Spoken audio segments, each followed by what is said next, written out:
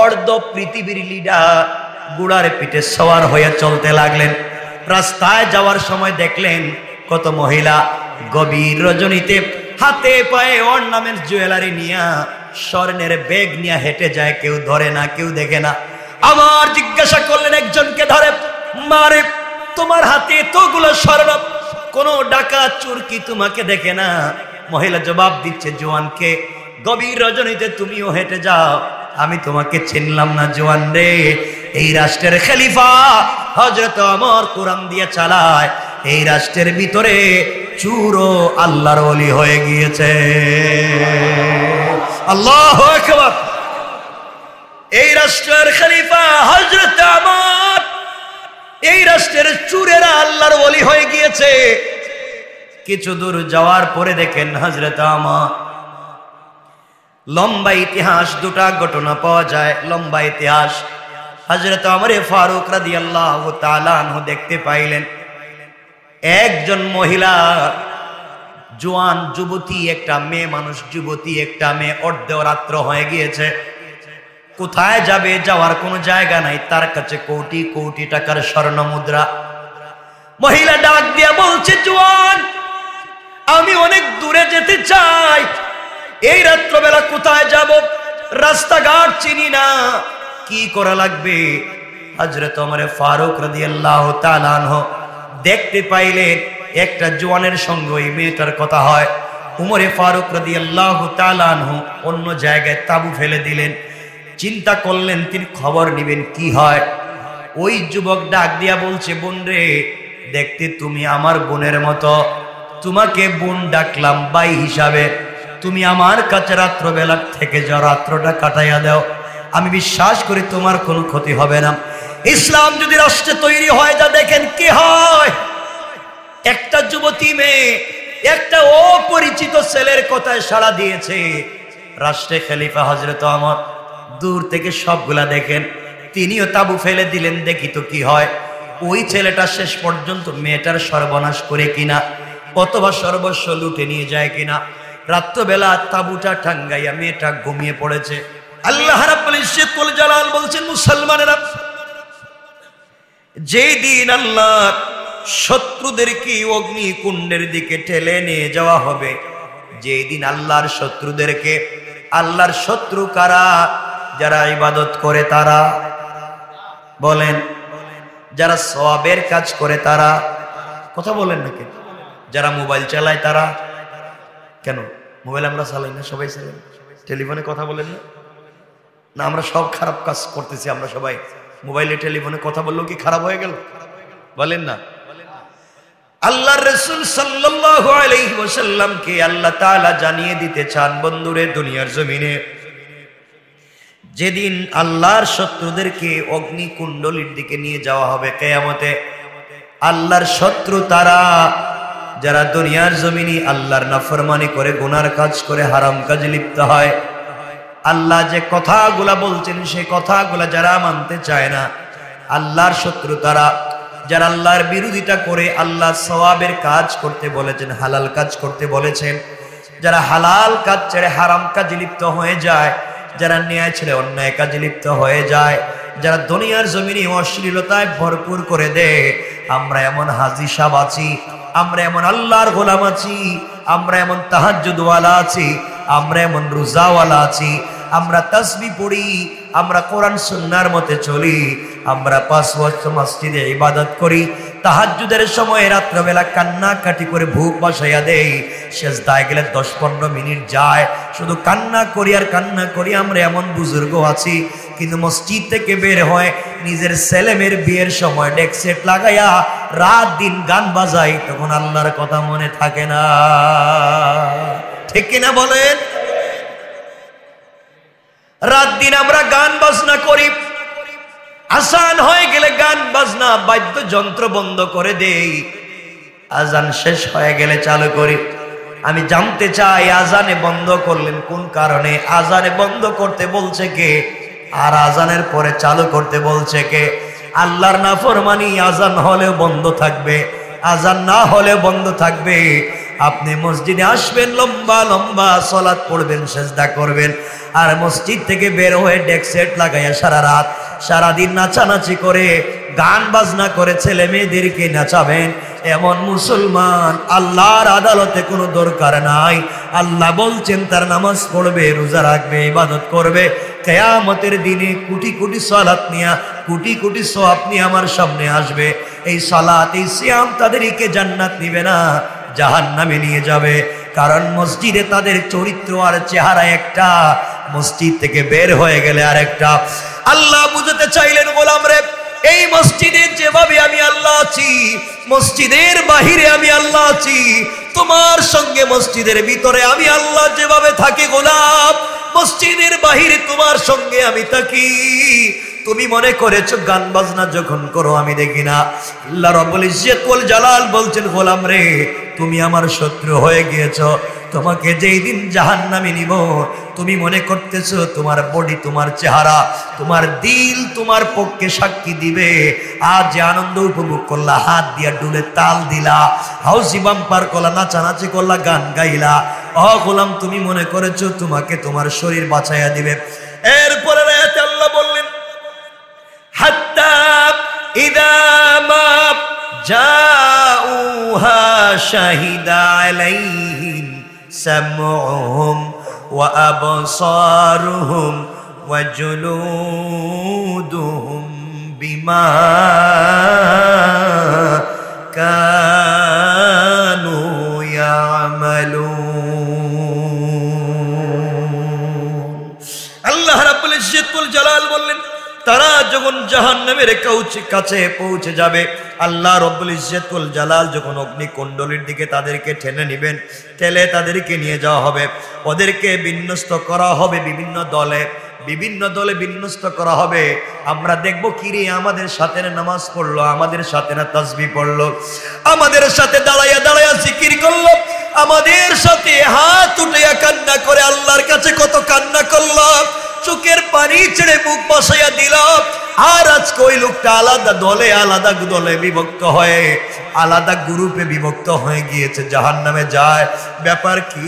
আল্লাহ বললেন, তারা যখন জাহান্নামের কাছে পৌঁছে যাবে, তখন তাদের কান, আল্লাহ রাব্বুল ইজ্জত ওয়াল জালাল বলেন, হাত মা জাউহা শাহিদা আলাইহিম সামউহুম ওয়া আবসারুহুম। আল্লাহ বললেন, তাদের কান, তাদের চক্ষু, তাদের কর্ম সম্পর্কে যখন দেখবে আর সাক্ষ্য দিবে, কান বলবে আল্লাহ তাআলা ও আজান শুনতো, আজান শুনে যেইভাবে গান বাজনা বন্ধ করত, আজান শেষ হয়ে গেলে আবার কান দিয়ে গান বাজনা শুনতো। আয় আল্লাহ, আজান শুরু হয়ে গেলে গান বন্ধ করে কান দিয়ে আজান শুনতো, আর আজান শোনা শেষ হয়ে গেলে ওই কান দিয়ে আবার গান শুনতো। মসজিদে এসে তোমার কোরআন তেলাওয়াত শুনতো কান দিয়া, মসজিদ থেকে বের হয়ে গেলে কি কান দিয়ে আবার বাদ্যযন্ত্র করত। আয় আল্লাহ, যেই হাত উপর দিকে উঠাইয়া চোখের পানি ছেড়ে কান্না করেছে, সেই হাত দিয়া মসজিদে কোরআন তেলাওয়াত করেছে, ওই হাত দিয়েই তো গান বাজনা অশ্লীলতাও ধরেছে। আল্লাহ রাব্বুল ইজ্জত ওয়াল জালালের কাছে চেহারা ত্বক সাক্ষী দিয়ে বলবে, আল্লাহ আমাকে দিয়ে তোমার ঘরে চুম্বন করেছে, আমাকে দিয়ে তোমার ঘরে সেজদায় পড়ে কান্না করে ডাক দিয়ে চোখের পানি দিয়ে বুক বাসি ডাক দিয়া বলেছে, আল্লাহ আর নাফরমানি করব না, জাহান্নামের কাছে যাব না। আমি বলেছিলাম তোমার বান্দা যা বলতেছে ঠিক হয়ে গেছে, মসজিদে আসছে, নামাজ পড়ছে, বোধহয় আর কোনোদিন নাফরমানি করবে না। আয় আল্লাহ, তোমার বান্দা মসজিদ থেকে বের হয়ে দুনিয়ার নিমক হারামির কাজে লিপ্ত হয়ে গিয়েছে, গান বাজনায় গিয়েছে, হারাম কাজে গিয়েছে। আমি সাক্ষ্য দিচ্ছি, চোখ আমাকে নিয়ে গেছে, আমি দেখছি, আমি কান সাক্ষ্য দিচ্ছি, আমি শুনছি, আমি হাত সাক্ষ্য দিচ্ছি, আমি ধরছি, আমি পা সাক্ষ্য দিচ্ছি, আমি হেঁটে হেঁটে গিয়েছি, আমি দিল সাক্ষ্য দিচ্ছি, আমাকে দিয়ে চিন্তা করেছে। আল্লাহ বললেন, গোলাম রে, হাত দিয়েছিলাম আমি, কেমনে নাফরমানের মতো আমার হাত দিয়ে আমার কোরআন না ধরে অন্যায় কাজে গেলে বল? আমি দিল দিয়েছিলাম, দিল দিয়ে আমাকে চিন্তা করবার কথা ছিল, কেন করলে না? তোর দিলে না আমি আল্লাহ বসা, তুই না বলতে আল্লাহ তো আমার দিলে আছে। নিমক হারামের মতো আল্লাহরে দিলে বসাইয়া তুই কেমনে গুনার কাজ করলে? ও নিমক হারাম, তুই কেমনে আমাকে নিজের কাছে বসাইয়া গুনার কাজ করলি? আমি আল্লাহ কোরআনে বলেছি মিন হাবলিল ওয়ারিদ, আমি তোর গলার রগের চাইতে আরো কাছে বান্দা, আমাকে তো কাছাকাছি রাইকা কেমনে গুনার কাজ করলে? আমাকে পাশে বসাইয়া তুই কেমনে সিনেমা দেখলে? আমাকে কাছে বসাইয়া তুই কেমনে হারাম কাজ করলে বান্দা বল? ওই দিন তো সওয়াবের কাজও করলে, কান্নাকাটিও করলে, তুই মনে করছিলে একা হয়ে গেলে কেউ দেখবে না। ঘরের দরজা বন্ধ করে চারো দেয়াল বন্ধ, তুমি মোবাইলে জাহান্নামের গুনার কাজ দেখো গোলাপ। চোখ চিৎকার করে বলছে আল্লাহ আমাকে দিয়া বাধ্য করেছে, গুনার কাজ দেখতে বাধ্য করেছে। হাত বলবে আল্লাহ আমাকে দিয়ে বাধ্য করেছে গুনার কাজ করতে। পা বলেছে আল্লাহ আমাকে দিয়ে না দরজা লাগিয়ে রুমটা অন্ধকার করছে। আল্লাহ বলবেন গোলাম বল, ওই জায়গায়ও আমি আল্লাহ দেখতাম রে বান্দা, আমি আল্লাহ কোনোদিন তোকে একা ছেড়ে দেই নাই বান্দা। তুই যখন একা হয়ে যাস আমি মনে করি তোর কোন শত্রু তোকে মেরে ফেলবে, এই জন্য 19 জন ফেরেশতা দিয়ে তোকে পাহারাদারি করলাম। আর আমার ফেরেশতার পাহারাদারির ভিতরে থাইকা, আমার ফেরেশতার আমার সিকিউরিটি পাহারাদারির ভিতরে থাইকা, আমার জমিনে থাইকা, আমার রিজিক খাইয়া, আমার অক্সিজেন ব্যবহার করে, আমার দেওয়া হাত পাও দিয়া কেমনে নাফরমানি করলে? ও বান্দা আজকে আমার কাছে কেন এসেছো বলো? বান্দা যখন জবাব দিতে পারবে না, আল্লাহ কথা না বলে ফেরেশতাদেরকে বলবেন খুযূহু ফাগুন্নু সুম্মাল জাহিমা সাল্লু। ও ফেরেশতারা ওই গোলামের হাতে পায়ে বেড়ি লাগাও, জাহান্নামের বেড়ি লাগাও, গলায় লাগাও, পায়ে লাগাও, হাতে লাগাও, আর ডান হাতকে ভেঙে বুকের ভিতর দিকে ঢুকাইয়া পিছন দিকে বের করে দেও, হাতের মধ্যে বের করে দেও হাত। তোমার হাতে বেড়ি, পায়ে বেড়ি, মাথায় বেড়ি, হাত ভেঙে বুকের ভিতর দিকে ঢুকাইয়া পিছন দিকে দিবে। আল্লাহ বলবেন ফেরেশতারা ও যা জিন্দেগিতে করছে তার হাতে দাও। আমলনামা হাতে দেওয়া হবে। আল্লাহ বলবেন ইকরা কিতাবাকা কাফা বিনাফসিকাল ইয়াওমা আলাইকা হাসিবা। ও গোলাম যা করেছো পড়ো, দেখো কি করেছো পড়ো। গোলাম চিৎকার করে বলবে আল্লাহ হাতে পায়ের বেড়ির ব্যথা সহ্য হয় না, তা আমার হাত ভেঙ্গে বুকের ভিতর দিকে ঢুকাইয়া পিছন দিকে দিলা, মাথা সামন দিকে, হাত পিছন দিকে পড়বো কেমনে? আমি না চোখ তো সামনের দিকে, হাতে পিছন দিকে। ফেরেশতারা বলবে আল্লাহ আমরা কি ওর চোখের সামনে এনে ধরবো? আল্লাহ বলেন নাফরমান বান্দা আমারে তার কাছে বসাইয়া কেমনে গুনাহ করলো, আমাকে তার দিলে বসাইয়া কেমনে গুনাহ করলো, আমাকে তার ঘরে বসাইয়া কেমনে বেয়াদবের মতো গুনাহ করলো, আমাকে তার কাছে বসাইয়া কেমনে নিমক হারামের মতো গুনাহ করলো। আর আজকে তার সামনে তারা আমলনামা দেওয়ার কোনো সুযোগ নাই। ঘাড়কে মটকাইয়া দেও, ঘাড়কে ভেঙ্গে দেও, ঘাড় পিছন দিকে করে তার আমলনামা তার হাতে দাও। গোলাম তোমার আমার নাফরমানির কারণে আল্লাহ তাআলা জমিনকে ধ্বংস করে দিতে চায়। রাত যখন গভীর হয়ে যায় এই শহরে, ঢাকা শহরে কত গুনার কাজ হয়। রাত যত অন্ধকার হয়, এই ঢাকা শহরে কত গুনার কাজ হয়। আসমান বাড়ি হয়ে যায় গুনার কাজে, অশ্লীলতায়। কত ছাদের নিচে, কত ফ্ল্যাটে, কত বাসায়, কত রাস্তায় গুনার কাজ আর গুনার কাজ। আল্লাহ বললেন ফেরেশতারা যাও, শহরটা ভেঙে দাও। এই শহরের সবগুলা লোক গুনাহগার হয়ে গিয়েছে। এমন সময় ফেরেশতারা আসে রে, আসে দেখে গুনার শহরে কোন ফ্ল্যাটের কর্নারে ছোট্ট বাচ্চা হাফেজে কোরআন হচ্ছে। সবাই ঘুমায়া গিয়েছে, এই এলাকার সবাই ঘুমিয়ে গিয়েছে।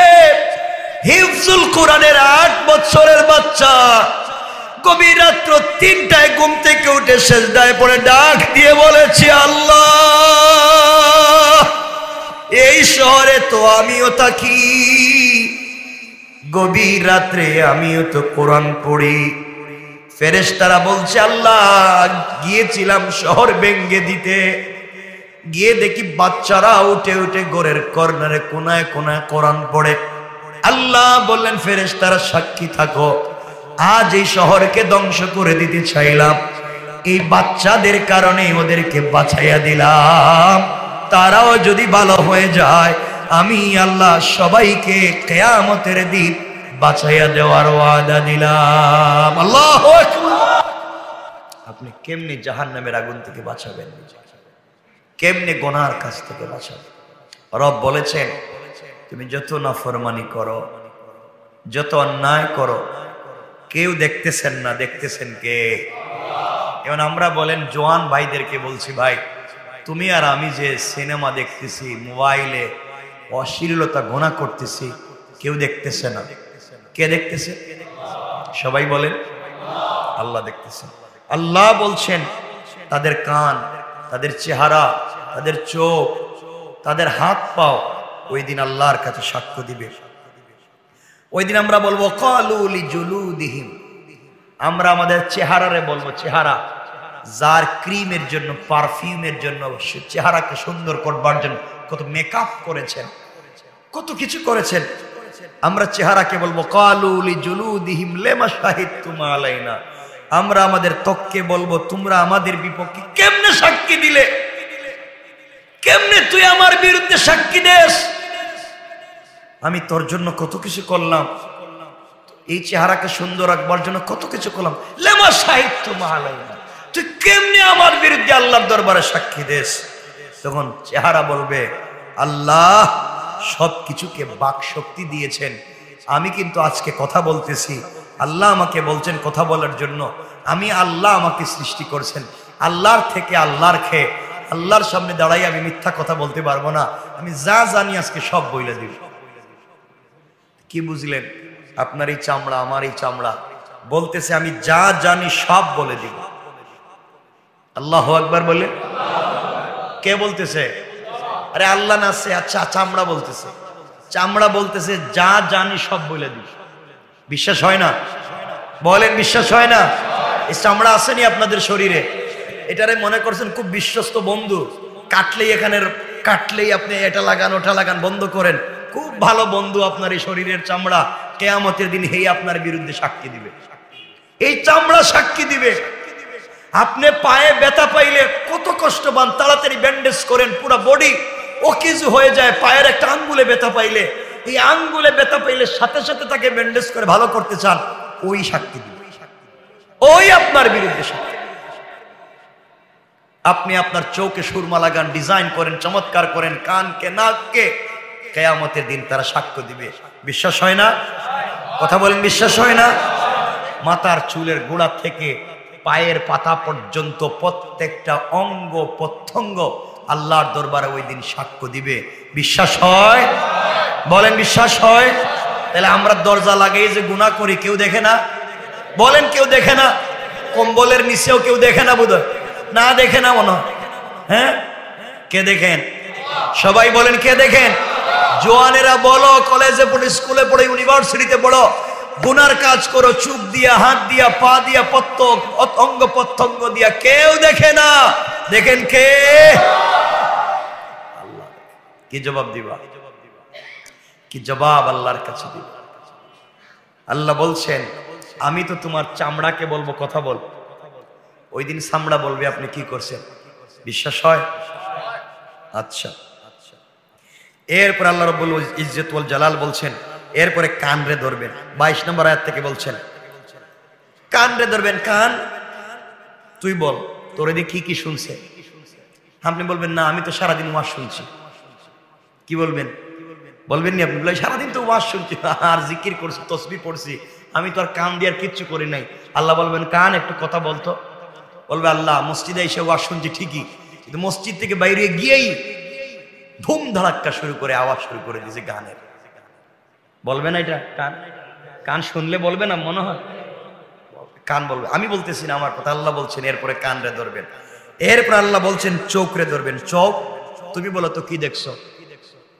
আল্লাহ দেখছি বলতেছি না, একবার কাছে আইনি এভাবে দেখছে, দেখা যায়নি গুনাহ। আল্লাহ আমরা তো সব, আমি তো সব জানি। আল্লাহ বলবেন চোখ তুমি সাক্ষী দিচ্ছ, কান তুমি সাক্ষী দিচ্ছ, চামড়া তুমি সাক্ষী দিচ্ছ। ও বলবে আমি বলবো আল্লাহ ওরা যা কইতেছে সব মিথ্যা কথা, আমি কিচ্ছু করি নাই। এরা আমার বিরুদ্ধে আজকে লাগছে, আমার বিরুদ্ধে, আমি এদেরকে খাওয়াইলাম, হাত পাও ঠিক রাখলাম, সুস্থ রাখলাম, এরা আমার বিরুদ্ধে কথা বলতেছে। আল্লাহ বলবেন বুধহয় তোমার সাথে দুশ্মনী, এরা তোমার বিরুদ্ধে কথা বলতেছে। আল্লাহ এদের সাক্ষী আসেনি, আমি যে গুনাহ করছি এদেরকে বলেন সাক্ষী আনতে। আমরা বলবো ওই যে আল্লাহ আয়াতে বলতেছে আল্লাহ এদের সাক্ষী আসেনি। কান যে বললো আমি গুনাহ করছি এর সাক্ষী আসেনি, নাক যে বললো আমি গুনাহ করছি এর সাক্ষী আসেনি, হাত যে বললো আমি অন্যায় করছি এর বলেন সাক্ষী আসেনি। আল্লাহ বলবেন নাক কান হাত মুখ গড়ো নাকি? তুমি যে এক বেচারার বিরুদ্ধে এত কথা বললা, এই গুনাহ করছো ওই গুনাহ করছো, তোমার সাক্ষী আসেনি? কান বলবে আল্লাহ আমার সাক্ষী আছে। সুবহানাল্লাহ বললেন না? এখন চিন্তা করেন, কান বলতেছে সাক্ষী আছে, বলতে বাস্তব সাক্ষী। কয় বাস্তব সাক্ষী কি? একবারে ভিডিও সহ লিখিত ফাইল আছে, ভিডিও আছে, ফটো আছে। আল্লাহু আকবার বলেন। আল্লাহ বলবেন বিষয় কি? আমরা বলবো কান ঘটনা কি? তুই ভিডিও কই পাইলি? তুই বলস ফাইল আছে, এগুলো কই পাইলি? তুই লেখালেখি করলো কে? আল্লাহ রাব্বুল ইজ্জত ওয়াল জালাল কিরামান কাতিবিন যে ফেরেশতা, তাদেরকে বলবেন শোনো রে তোমরা কোথায়? আমার এই বান্দার হাত পাও বলছে গুনাহ করছে বান্দা, বান্দা অস্বীকার করতেছে সেগুলা করে নাই। সাক্ষীর প্রয়োজন। আমার গোলামের জন্ম থেকে নিয়ে মৃত্যুর দিন পর্যন্ত যেই ফাইল আসে ফাইলটা নিয়ে আসো। ফাইল যখন নিয়ে আসবে ওখানে দেখবেন ছবি তুলছে, আপনি মসজিদ থেকে কোন পাও দিয়া বাইর হইছেন, ছবিতে দেখা যায় ভিডিও করা আপনি বাম পা না দিয়া ডান পা দিতেছেন, আপনি মসজিদে ঢুকবার সময় বাম পা দিয়া ঢুকতেছেন, আপনি খাবার খাইতে গিয়া চাইনিজে বাম হাত দিয়ে খাচ্ছেন, অর্ধেক খাবারকে অর্ধেক রেখে দিতেছেন, আপনি কোন দিন অন্ধকারে কোন রাস্তার চিপা গল্লিতে দাঁড়াইয়া কার বদনাম করছেন দেখা যায় ভিডিও সহ। বিশ্বাস হয় না? কথা বলেন না কেন? আমরা ডাক দিয়া বলবো আল্লাহ আমি কোথায় তুতু নিক্ষেপ করেছি, চোখ উল্টা করে কোন দিকে তাকাইছি, একটা বিষয়ও দেখি এরা ছাড়ে নাই। সবগুলা লিখে দিয়েছে, সবগুলা ভিডিও করেছে। আল্লাহ বলবেন বান্দারে নিমক হারামের মতো সব তুমি ভুলে গেলা, কিন্তু আমি যাকে যে দায়িত্ব দিয়েছি সে তো তার দায়িত্ব ভুলে যায় নাই। এই জন্যই জমিনকে গোলামকে যদি আল্লাহর পথে নিয়ে আসতে হয়, সমাজের ভিতরে দিনটাকে পূর্ণাঙ্গ পৌঁছে দিতে হয়, এই জমিনে আল্লাহর বিধান কোরআনের বিধান ছাড়া, রসুলের চরিত্র ছাড়া এই সমাজের মানুষের চরিত্রের পরিবর্তন করা যাবে না। ঠিক কিনা জোরে বলেন? আমরা তো সব ভালো মানুষ, খারাপ মানুষ কেউ আসেনি। আমারে কেউ জিজ্ঞাসা করলে আমি কি বলবো যে আমি খারাপ মানুষ? কত ভালো মানুষ আমরা সবাই, কিন্তু এই ভালো মানুষের খোলসে যে খারাপ মানুষ বসে রয়েছি। আহা, আজকে আমরা কথাগুলো এভাবে শুনবেন, কত মানুষকে ঠকিয়ে খাচ্ছি। ব্যবসা বাণিজ্য করতে গিয়ে আমরা কতভাবে পাবলিকলি ঠকিয়ে খাচ্ছি। আমি আশ্চর্য হয়ে গেলাম, গত মাস দিন আগেও গরুর গোশত কত ছিল কেজি? 800-900 টাকা ছিল, এখন কত? তাহলে হঠাৎ এটা কমলো কেমনে? এই সিন্ডিকেট ভেঙে গেল কেমনে? মনে রাখবেন, সুতরাং এইভাবে যারা সিন্ডিকেট করে জনগণের পকেটের টাকাকে একবারে রাক্ষসের মতো বের করে খাচ্ছেন, সিন্ডিকেট করে যারা দেশটাকে ধ্বংস করে দিতে চান, মনে রাখবেন আজকে যারা এই সমাজের মানুষকে পথে বসিয়ে দিচ্ছেন সিন্ডিকেট করে, দাম বাড়িয়ে, এই পৃথিবীতে আপনাদেরকে জবাব দেওয়া লাগবে। আমরা কিয়ামতের দিন আপনাদের বিরুদ্ধে আল্লাহর আদালতে সাক্ষী দিব, ঠিক কিনা বলে? পাবলিককে রাস্তায় নামিয়ে দেওয়ার কারণে আজকে সিন্ডিকেট করে গরিব মানুষ, অসহায় দিন মজুর খেতে পারে না। আল্লাহর রাস্তায় এগুলা করবেন না, কারণ সমাজে যদি দিন পৌঁছে যায়, সমাজে যদি দিন চলে আসে, ইসলাম চলে আসে, এগুলা আর থাকবে না। থাকবে? বলেন থাকবে? থাকবে না। এই জন্য আল্লাহর রাস্তা সবগুলা বুঝো। সমাজে যদি দিন চলে আসে, সমাজ কেমনে পরিবর্তন হবে। রাসূল পাক সাল্লাল্লাহু আলাইহি ওয়াসাল্লাম এর সাহাবীদের চরিত্র কেমন ছিল। আজকে দেখেন তো, আমার আফসোস হয়, যে কথা বলার জন্য কথা বলেছি, আফসোস হয় আমাদের আত্মীয় স্বজন মারা যায়, আমাদের বাপ মারা যায়, আমাদের আত্মীয় স্বজন মারা যায়, আমরা তাদের জন্য দাওয়াত করে মানুষের, গরিব মানুষের খাওয়াই না। কেউ বলে চল্লিশা করে, কেউ আরো কত কিছু করে, হাবিজাবি ঢং ঢং ভুম ভাং কত কিছু করে। ইসলামে নাই তাও করে, ইসলামে আছে তাও করে, সব অন্যায় করে। তো আমি বলতে চাই যে কি বলে, আমি এটাকে বুঝাতে পারতেছি না। গরিব খাওয়াবে না, কি বলে যে একটা কি খাওয়াবে বলে, একটা গরিব খাওয়াবে না কি, এগুলা সব কাঙ্গালি বুঝ বলছে। তাদের একটা একটা ভালো শব্দ কাঙ্গালি বুঝ, এক এক জায়গায় এক এক কাঙ্গালি বুঝ করবে, বা যেভাবেই হোক গরিব মানুষের খাওয়াবে। বেচারার পয়সা আছে, 5টা 10টা গরু জবাই করে কাঙ্গালি বুঝ করলো, মানে গরিব মানুষের খাওয়াবে, তার বাপ মা মরছে এই উসিলায় খাওয়াচ্ছে। আমি যেটা বলতে চাই শোনেন, খাওয়াতে গিয়া যারা গরিব মানুষ সারা বছর একদিন খাইতে পারে নাই, এদেরকে খাবার দেয়, খাওয়ায়, কথা বলেন না কেন? নাম দিছে কাঙ্গালি বুঝ, আর দাওয়াত দিতেছে মন্ত্রী সাহেব, কথা বলেন না কেন? দাওয়াত দিচ্ছে এলাকার গণ্যমান্য পয়সাওয়ালা শিল্পপতি টাকাওয়ালাদেরকে দাওয়াত দিতেছে। এদেরকে কাঙ্গালি বুঝে নিয়ে ভালো করে একবারে পেট বইরা প্লেটে নিয়ে গুস্ত পুলো বিরিয়ানি খাওয়াচ্ছে, আর যাদের নামে খাওয়াচ্ছে এদেরকে উঠানে বসাই রেখে দিচ্ছে, কথা বলেন না কেন? সুতরাং এই সমস্ত যারা এই সমস্ত ঘুষবাজ করে আর গরিবরে খাওয়ানোর নাম করে ধনী মানুষ যারা প্লেট নিয়ে লাইনে বসে যায়, এদেরকে যদি খাবার না দিয়ে 100 টাকা করে হাতে ধরাইয়া দেওয়া হয়, আর বলছিলাম গরু জবাই করে খাওয়াবো, আমি পারতেছি না, সময় নাই, 100 টাকা করে নিয়ে যান, দোকানে গিয়ে খাইয়া নিয়ে, কেউ নিবনি টাকা, তখন আর টাকা নিবেন। আমি টাকা নিতে আসছি না, আমি তো খাইতে আসছি। তোমার লজ্জা শরম নাই? গরিবের খাবার তুমি খাইতে আসছো? বলেন, এগুলো সমাজে নাই? কথা বলেন না কেন? গরিব মানুষের জন্য করে তাবারুক, সব খাওয়ায়া দেয় ধনী মানুষকে, নাম দেয় গরিব মানুষের, কিন্তু চেয়ার টেবিলে ঘরের ভিতরে যারা খায় এরা কারা? বড় লোক, ধনী লোকদেরকে ওখানে খাওয়ায়, আর যাদের নামে এদেরকে খাওয়ায়। হারাম, সবগুলো হারাম, এগুলো বাদ দেও। যার হক তার কাছে হকটা পৌঁছে দেও, আল্লাহর ওয়াস্তে যার হক তাকে হকটা দিয়ে দেও, অন্যায় অনাচার থেকে বাঁচো। দিন যদি সমাজে চলে আসে, সমাজ কেমনে পরিবর্তন হয়ে যেতে পারে। আজকে সমাজে দেখবেন নেতা যদি সিগারেট খায়, তে কর্মী কি খায়? হ্যাঁ, বেনসন না ফাতার বিড়ি। মানে সিস্টেমটা কত খারাপ হচ্ছে। আমি যা বলতে চাই, দিন যদি সমাজে চলে আসে, সমাজ কেমনে হবে একটু সংক্ষেপ করে বলতে চাই, মনোযোগ দিয়ে শুনুন। আমার মুসলমান বন্ধুগণ, গভীর মনোযোগ। আল্লাহর পয়গম্বর, আখিরি জামানার নবী, সরকারে কায়নাত, দু জাহানের সরদার, নবী রহমত জনাবে মুহাম্মদ রাসূলুল্লাহ সাল্লাল্লাহু আলাইহি ওয়াসাল্লাম দুনিয়ার জমিন থেকে বিদায় নিয়ে গেলেন। তার হাতে গড়া সাহাবীদেরকে, তার খাদেমদেরকে দুনিয়ার জমিনে রেখে গেলেন, তার হাওয়ারিদেরকে দুনিয়ার জমিনে রেখে গেলেন, তার বন্ধু সহপাঠীদেরকে দুনিয়ার জমিনে রেখে গেলেন। একজন ভালো মানুষের বন্ধু কেমন হয়? সৎ চরিত্রবান মানুষের বন্ধু কেমন হয়? রাসূল পাক সাল্লাল্লাহু আলাইহি ওয়াসাল্লাম দুনিয়ার জমিন থেকে বিদায় নিয়ে চলে গেলেন। কিছুদিন পরে এই জমিনের খলিফা, এই রাষ্ট্রের মদিনা নামক রাষ্ট্রের খলিফা হয়ে গেলেন সিদ্দিকে আকবর রাদিয়াল্লাহু তাআলা আনহু।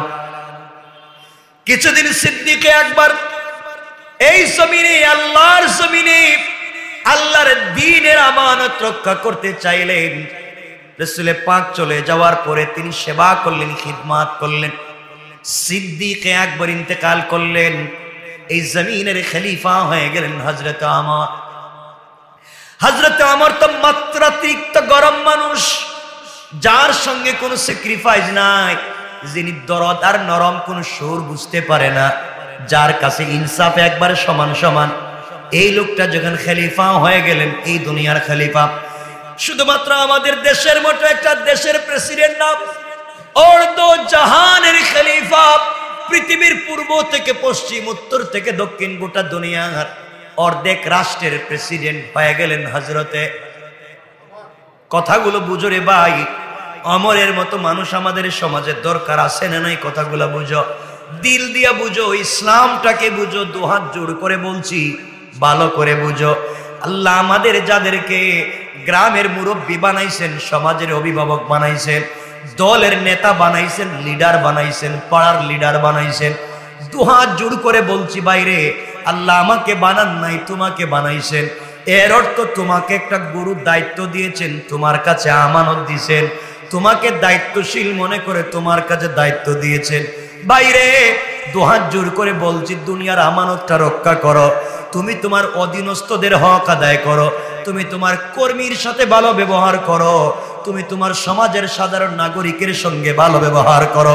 আল্লাহর রাসূল বলেছেন, যেই ব্যক্তিকে আল্লাহ ক্ষমতা দিলেন আর ওই ব্যক্তি ক্ষমতা পাওয়ার পরে যদি ক্ষমতার ঠিক ব্যবহার করে, অধীনস্থদের সাথে ভালো ব্যবহার করে, প্রশাসক হওয়ার পরেও সমাজের মানুষের সাথে উত্তম আচরণ করে, আল্লাহ রাসূল বললেন কিয়ামতের দিনে যত দল লোক আমার সঙ্গে বিনা হিসাবে জান্নাতে যাবে, যারা দায়িত্ব পাওয়ার পরেও অধীনস্থদের সাথে উত্তম ব্যবহার করে, সমবন্টন করে সমাজে পূর্ণাঙ্গ সমান অধিকার প্রতিষ্ঠা করেছে, আল্লাহ রাসূল বলেছেন কিয়ামতের দিনে তার হাত ধরে জান্নাতে পৌঁছে যাবে।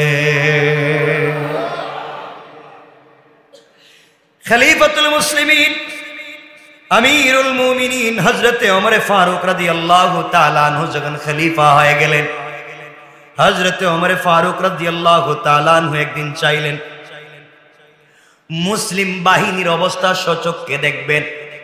মুসলমান সৈন্যবাহিনী বিভিন্ন দেশের ভিতরে যারা যুদ্ধে গিয়েছে তাদের খবর তিনি চোখে দেখবেন, নিজে নিজে গিয়ে তাদের খবর নেবেন। হযরত ওমর চিন্তা করলেন, মুসলমান বাহিনী বিভিন্ন দেশে যুদ্ধে আছে, আমি নিজে যাব, তাদের খবর নিবে, খোঁজ খবর নিব।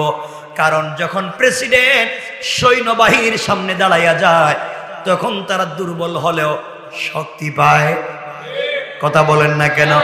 মুরব্বী যদি সমাজের সামনে দাঁড়াইয়া যায়, ছোট ছোট যারা আছে তারাও শক্তি পায়।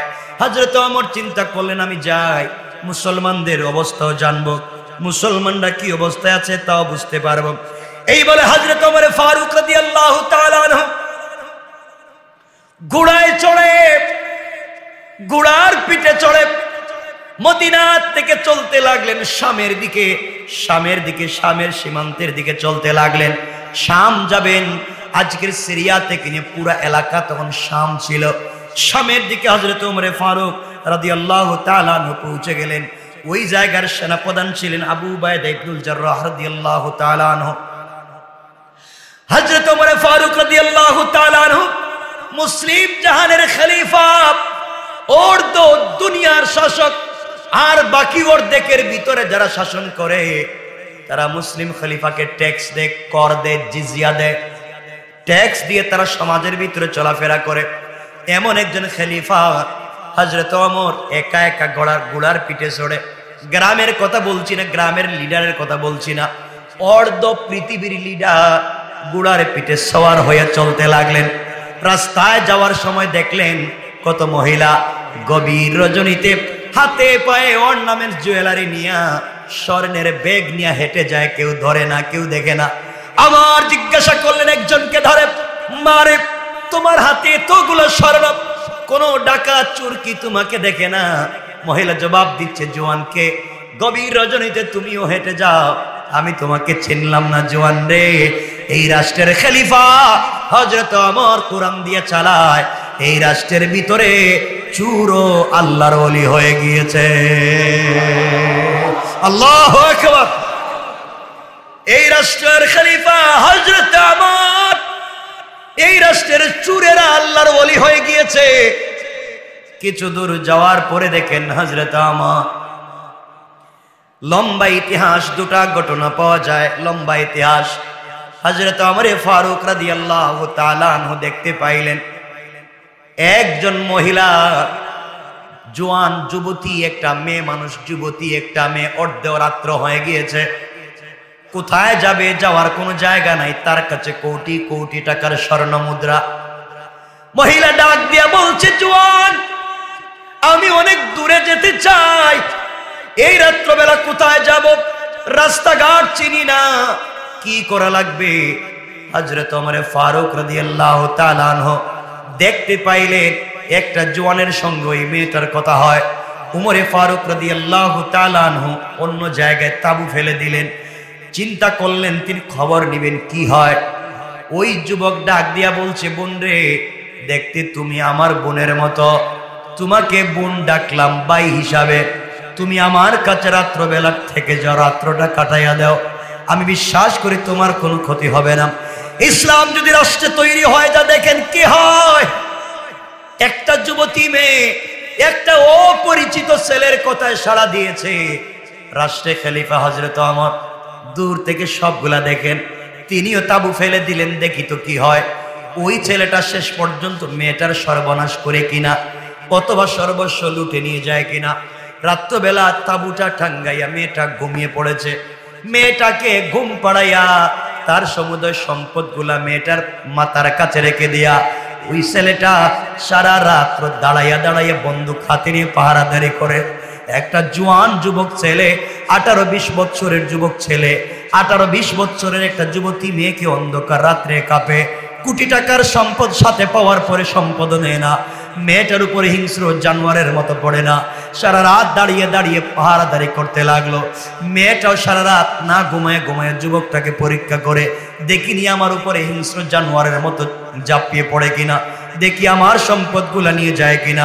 ফজরের আজান হয়ে গেল, সূর্য উদিত হয়ে গেল, মেয়েটা ডাক দিয়ে বলছে, বাইরে তুমি আমাকে বোনের মর্যাদা দিলে, তুমি আমাকে বোন ডাকলা, আমি জানতে চাই ভাই বল, তোকে আমি চিনি না, তুই আমাকে চিনিস না, আমি একটা জোয়ান, আমি একটা যুবতী মেয়ে, তুমি একটা যুবক ছেলে, রাত্রে আমাকে একা পেয়ে আমি মনে করেছি হিংস্র জানোয়ারের মতো আমার উপরে ঝাঁপিয়ে পড়বে, আমার উপরে পড়লে না, আমার সম্পদগুলো নিলে না, বরং একজন অভিভাবক ভাইয়ের মতো সারা রাত দাঁড়াইয়া দাঁড়াইয়া আমাকে পাহারাদারি করেছো, কেন তুমি করেছো আমি জানতে চাই। যুবক চোখের পানি ছেড়ে ডাক দিয়া বলেছে, আমি একজন মুসলিম, আমি একজন মুসলিম, আমার দিলে আল্লাহর 30 পারা কোরআন। আল্লাহু আকবার। এই জমিনের খলিফা হযরত ওমর এই মাটির নিচে শুয়ে আছেন রাসূল পাক সাল্লাল্লাহু আলাইহি ওয়াসাল্লাম। ইসলাম আমাদেরকে শিক্ষা দিয়েছে মানুষের আমানত রক্ষা করতে হবে। বোন রে, পুরো পৃথিবীর মালিক হয়ে যদি তুমি এখানে বসে থাকতে, আমার জীবন যৌবন বিসর্জন করে হলো তোমাকে হেফাজত করতাম। ইসলাম আমাদেরকে শিক্ষা দিয়েছে এই পৃথিবীর সকল নাগরিক আমাদের কাছে আমানতদার। মেধাক দিয়া বলছে, বাইরে যেই মুসলমানের ভয়ে, যেই মুসলমানের চরিত্রের কথা শুনে পলায়ন করতে চাইলাম, তুমি সারা রাত দাঁড়াইয়া দাঁড়াইয়া পাহারাদারি করে আমার কাছে ইসলামের যে সৌন্দর্য তুলে ধরেছ, আর দেরি করা যায় না, তুমি আমাকে কালিমা পড়াইয়া মুসলমান বানাইয়া দাও। ইসলামটা কেমন সুন্দর ছিল, কেমন চরিত্র ছিল ইসলামের। হযরত ওমর ফারুক রাদিয়াল্লাহু তাআলা আনহু আস্তে আস্তে করে হাঁটতে লাগলেন, সংক্ষেপ করে দিই লম্বা হয়ে যায়। ওমর যখন চলে গেলেন, দীর্ঘ পথ চলবার পরে আস্তে আস্তে করে শামে চলে গেলেন। হযরতে আবু উবাইদা ইবনুল জাররাহ রাদিয়াল্লাহু তাআলা আনহু হঠাৎ করে তাকাইয়া দেখেন অর্ধ পৃথিবীর রাষ্ট্রপ্রধান একা একা ঘোড়ার পিঠে। আল্লাহু আকবার। অর্ধ দুনিয়ার খলিফা হযরত ওমর ঘোড়ার পিঠে সওয়ার হয়ে এসেছেন। হযরত ওমর চিন্তা করলেন আমি তো অনেক দূরে মদিনায় থাকি, শাম অনেক দূরে, আবু উবাইদা তো ভদ্র ফ্যামিলির, সমাজের একটা উন্নত সোসাইটির পরিবারের ছেলে। আবু উবাইদা ভালো পরিবারে ছিল, দামি দামি খাবার খাইছে। দেখি তো এখন আবু উবাইদা তো সেনা প্রধান, কি খায় কি হক আদায় করে, বিশাল বড় দায়িত্ব, যুদ্ধের ময়দানের সেনা প্রধান আবু উবাইদা। তার ঘরটা কেমন, তার বিছানাটা কেমন, তার দস্তারখানটা কেমন, তার খাবারটা কেমন, খাবারে কি কি আইটেম থাকে দেখতে চাই। আবু উবাইদা ইবনুল জাররাহকে ডাক দিয়ে বলছেন শোনো, দুপুরের সময় হয়ে গিয়েছে, আমার পেটে খিদে লেগেছে, আমি কিছু খাবার খেতে চাই, জানতে চাই তোমাদের কাছে কোনো খাবার আছে কি? একজন রাষ্ট্রপ্রধান জিজ্ঞাসা করেন খাবার আসেনি। আল্লাহু আকবার। একজন রাষ্ট্রপ্রধান জিজ্ঞাসা করে খাবার আসেনি। আর আজকে আমরা কি করি একটু চিন্তা করেন তো, কি করি সমাজে? আমার বন্ধুগণ, আবু উবাইদা ইবনুল জাররাহ বলেন আমিরুল মুমিনিন, খলিফাতুল মুসলিমিন, আপনি বলছেন খাবার আসেনি, আপনি কি খাবার খেতে চান?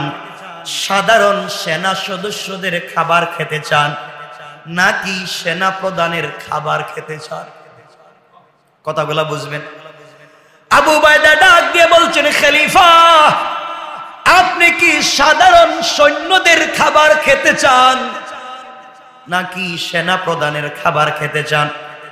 ওমর বললেন আমি দুটোটা খাবার খেতে চাই, কিছু খাবার সেনা প্রধানের দস্তারখান থেকে খাবো, কিছু খাবার সাধারণ সৈন্যদের দস্তারখান থেকে খাবো। হযরত ওমর ফারুক রাদিয়াল্লাহু তাআলা আনহু বললেন আমার সামনে আগে কোন খাবার নিয়ে আসবা? আবু উবাইদা ইবনুল জাররাহ বললেন আমিরুল মুমিনিন, আপনার সামনে সাধারণ সেনা সদস্যদের খাবার দিতে চাই। সাধারণ সেনা সদস্যরা চিন্তায় পড়ে গেল, আমরা যা খাই তা কি খলিফাতুল মুসলিমিন খেতে পারবেন কিনা? আমার বন্ধুগণ কথাগুলো সংক্ষেপ করে শুনেন। এক পর্যায়ে যখন তার সামনে খাবার দেওয়া হলো, সাধারণ সেনা সদস্যদের খাবারে প্রথমে গোশত, এরপরে জুল, এরপরে বার্লি, আমরা যেটাকে শারিক বলি। সাধারণ সেনাদের খাবারের মধ্যে আছে গোশত, আল্লাহু আকবার নাই, বার্লি, এগুলা দিয়ে সাধারণ সৈন্যদের তালটাকে, সাধারণ সৈন্যদের দস্তারখানকে সাজিয়ে দেওয়া হলো। হযরত ওমর এখান থেকে কিছু খাবার খেলেন, কিছু খাবার নিলেন, কিছু গোশত নিলেন, কিছু জুল নিলেন, কিছু বার্লি নিলেন। এগুলা খাওয়ার পরে মাথা আস্তে আস্তে গরম হতে লাগলো। সাধারণ সৈন্যদের যদি খাবার হয়, সেনা প্রধান আল্লাহ জানে কি খায় প্রতিদিন। এবার বলছেন আবু উবাইদা আমি সেনা প্রধানের দস্তারখানে খেতে চাই। আমিরুল মুমিনিন হাজির। এবার সেনা প্রধানের দস্তারখান হাজির করে দেওয়া হলো। সেনা প্রধানের দস্তারখানে বসে দেখেন শুকনা কয়েকটা রুটি আর এক গ্লাস পানি, 2-3টা খেজুর ছাড়া আর কিছুই নাই। আল্লাহু আকবার। আমার ডাক দিয়া বলেন আবু উবাইদা সেনা প্রধানের খাবার কোথায়? আবু উবাইদা ডাক দিয়ে বলছেন খলিফাতুল মুসলিমিন, আমি যেই দিন থেকে সেনা প্রধান হয়েছি ওই দিন থেকে শুকনা রুটি, কয়েক টুকরা শুকনা রুটি, আর ওই যে আপনি দেখতেছেন আধা গ্লাস পানি, অর্ধেক দুধ, এগুলা ছাড়া আমি আর কিছু খাই না। কারণ আল্লাহর কাছে কি জবাব দিব? আমি দায়িত্বশীল হয়েছি, আমি যদি আমানত নষ্ট করে আমি যদি বেশি খাই আল্লাহর সামনে কি জবাব দিব? এই জন্যে আমি কষ্ট করে সেনা সদস্যদেরকে দামি দামি খাবার খাওয়া। হযরত ওমর ফারুক রাদিয়াল্লাহু তাআলা চোখের পানি ছেড়ে হাউমাউ করে কাঁদতে লাগলেন। কাঁদতে কাঁদতে বললেন হে উম্মতের আমিন, হে উম্মতের আমিন আবু উবাইদা ইবনুল জাররাহ, এই দুনিয়া আমাদেরকে পরিবর্তন করে দিয়েছে। এই দুনিয়ার জৌলস, দুনিয়ার লোভ লালসা আমাদেরকে পরিবর্তন করে দিয়েছে রে। আবু উবায়দা, কিন্তু সেনা প্রধান হওয়ার পরেও দুনিয়া তোমাকে পরিবর্তন করতে পারে না। আল্লাহু আকবার। চিন্তা করলেন ইসলাম যদি চলে আসে একজন নেতার কি পরিবর্তন হতে পারে, সমাজ কেমনে পরিবর্তন হতে পারে। আল্লাহ আমাদের সবাইকে কবুল করুক, সকলে বলেন আমিন।